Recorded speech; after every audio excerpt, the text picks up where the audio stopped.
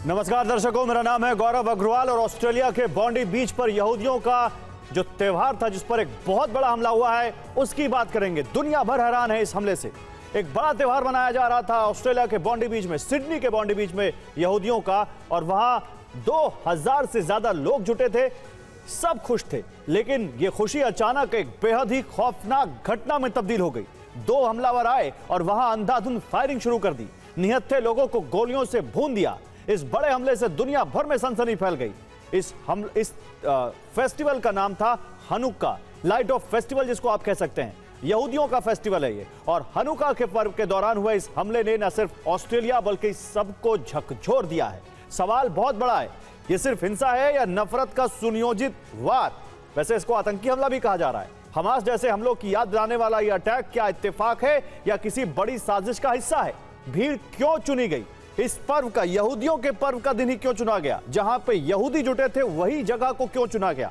और सबसे बड़ा सवाल, क्या सुरक्षा में एक बार फिर चूक हुई? ऑस्ट्रेलिया को लेकर इजराइल से वहां की सरकार के इतने गुस्सैल बयान क्यों आ रहे हैं? और ये मामला इतना बढ़ गया है कि ऑस्ट्रेलिया और इजराइल आमने सामने आ चुके हैं। इस पर बात करेंगे, लेकिन पहले बड़ी खबर, ऑस्ट्रेलिया के सिडनी में आतंकी हमला।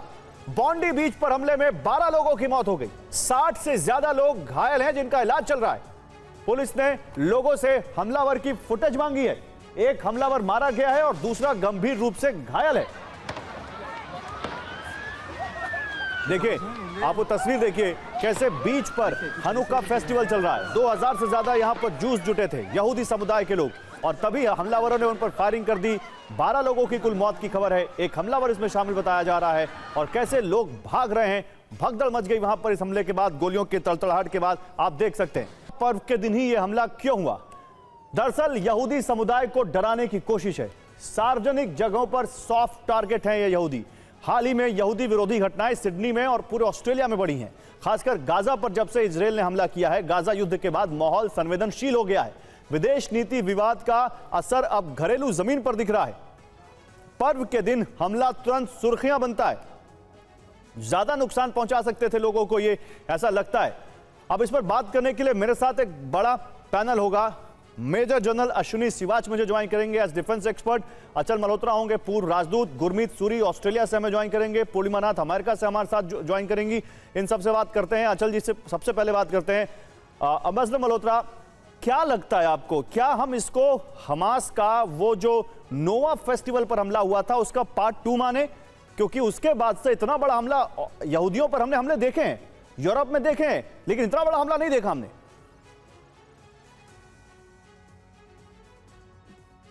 हेलो जी अम्बेसडर मल्होत्रा, अब तक मेरी आवाज आ रही है?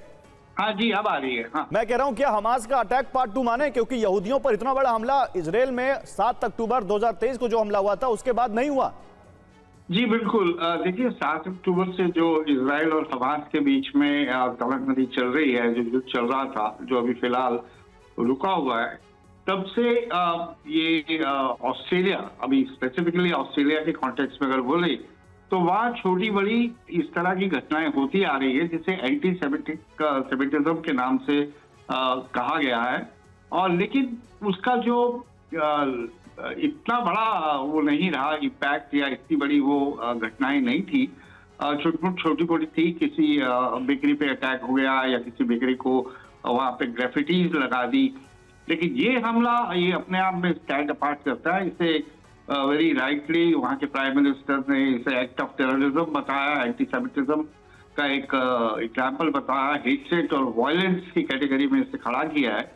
तो ये काफी संजीदगी की बात है। खासतौर से ये उस समय आ रही है जबकि पूरी कोशिश हो रही है कि इजराइल और हमास के बीच में जो है सीजफायर वो परमानेंट हो जाए, और उसके बाद आगे हमास का क्या भविष्य रहेगा, या इन दोनों देशों के बीच में संबंधों का क्या भविष्य रहेगा, जो उसमें बातचीत चल रही है। तो ये एक आप समझ सकते हैं कि स्पॉइलर का काम भी कर सकती है। ठीक है, अम्बेसडर मल्होत्रा आप मेरे साथ रहिए। देखिए, ऑस्ट्रेलिया में एक बड़ा अटैक हुआ है, यहूदियों पर हुआ है, तो जरा इसकी हम टाइमलाइन दिखा देते हैं। ऑस्ट्रेलिया में जो ये बड़ा हमला हुआ है, इसकी टाइमलाइन देखिए। शाम 5 बजे ऑस्ट्रेलिया के टाइम के हिसाब से शाम 5 बजे बॉन्डी पार्क प्लेग्राउंड पर हनुक्का उत्सव चल रहा था, और वहीं पर यह अटैक किया गया है। 6:40 से 6:45 के बीच। पीसीआर वो ग्राफिक्स अगर आगे हो तो दिखाइए।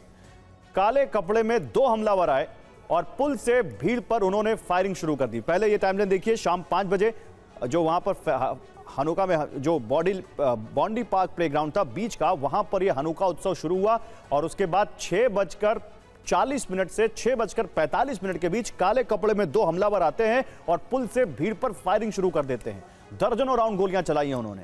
6:50 से 7 बजे के बीच एक हमलावर से हथियार पुलिस छीनने में कामयाब होती है। पुलिस पहुंचती है, मुठभेड़ शुरू होती है और एक हमलावर को मार गिराया जाता है। दूसरा घायल हालत में अरेस्ट कर लिया जाता है। 7 बजे उस पूरे इलाके को खाली कराया गया। रात 9 बजते ऑस्ट्रेलिया के पीएम एल्बनीज ने इस आतंकी हमले का शक जताया और कहा कि यह आतंकी हमला हो सकता है।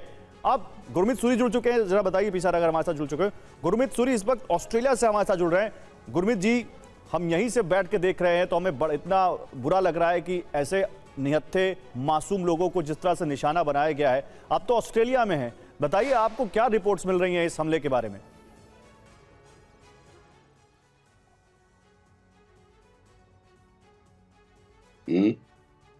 गुरमीत जी, आप तक मेरी आवाज आ रही है?